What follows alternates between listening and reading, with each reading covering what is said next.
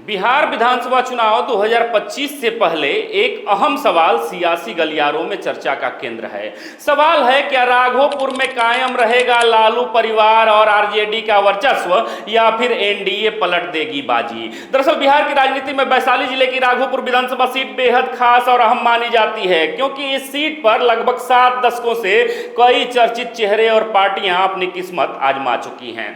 लेकिन बीते 3 दशक में ये सीट अब लालू प्रसाद यादव के परिवार की परंपरागत सीट बन गई है, जहां वर्तमान में विधानसभा नेता प्रतिपक्ष तेजस्वी यादव विधायक भी हैं। ऐसे में आइए जानते हैं राघोपुर विधानसभा सीट की सियासी पृष्ठभूमि, साथ ही बात करेंगे 2025 में बनने वाले सियासी समीकरण के ऊपर एकदम विस्तार से।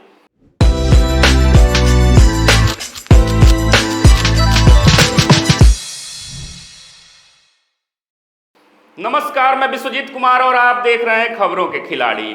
अब आपको बता दें कि राघोपुर विधानसभा सीट का गठन वर्ष 1951 में हुआ था। तब पहले कुछ दशकों में यहां कांग्रेस पार्टी मजबूत रही, क्योंककि वर्ष 1951 और वर्ष 1957 में राघोपुर सीट से कांग्रेस के हरिवंश नारायण सिंह लगातार विजेता रहे। लेकिन वर्ष 1962 में सोशलिस्ट पार्टी ने यहां कांग्रेस का वर्चस्व तोड़ा। हालांकि एक बार फिर से वर्ष 1967 में हरिवंश नारायण सिंह ने जनसंघ के टिकट पर अपनी धाक यहां जरूर जमाई। लेकिन इसके बाद राघोपुर सीट पर 1970 और 80 के दशक में बार बार और लगातार राजनीतिक समीकरण बदलते नजर आए। इसी बीच एक समय ऐसा भी आया जब राघोपुर सीट पर दिखा लालू परिवार और आरजेडी का एक तरफा वर्चस्व।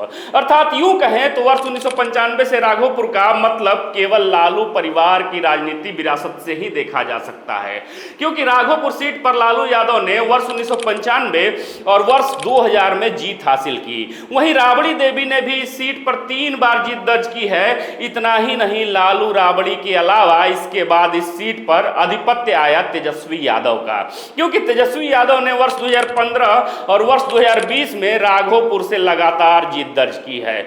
वहीं अगर बात करें राघोपुर सीट के जातिगत आंकड़ों पर, तो यहां यादव मतदाताओं का वर्चस्व माना जाता है, क्योंकि करीब 30% यादवों के आधार पर राघोपुर में आरजेडी मजबूती से अपने पैर आज भी जमाए हुए हैं, जबकि भूमिहार और पासवान जैसे समुदाय भी यहां अच्छी खासी संख्या में हैं। बहरहाल आप बात करते हैं 2025 विधानसभा चुनाव के मद्देनजर राघोपुर के सियासी समीकरण पर, जहां गौरतलब है कि इस बार राघोपुर का माहौल पिछले चुनाव से बिल्कुल अलग नजर आ रहा है, क्योंकि इस बार यहां एनडीए के 3 बड़े घटक दल यानी भाजपा, जेडीयू और एलजेपीआर पूरा जोर लगा रही है और लगातार सामाजिक समीकरण को साधने में भी जुटी है।